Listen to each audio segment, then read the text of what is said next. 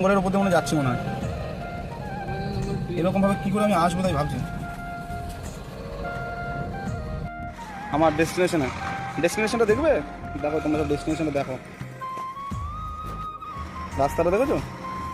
দুপাশে পুকুর, এপাশে পুকুর, এপাশে পুকুর, আবার বেরিয়েছি এই রাস্তা থেকে।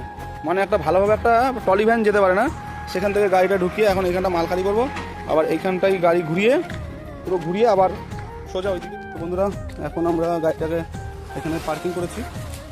এখন পার্কিং করে আমরা একটু নদীতে নামবো, চান করবো, চান করে তারপরে যাবো।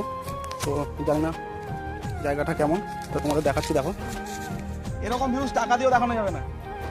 শুধু দেখো অসম জায়গা, পুরো মাইন্ড রিল্যাক্স হওয়া জায়গা। সামনে রাস্তা থাকতে ওইটা দেখা যাচ্ছে নাকি? ব্রিজটা, রেল ব্রিজটা দেখা যাচ্ছে না?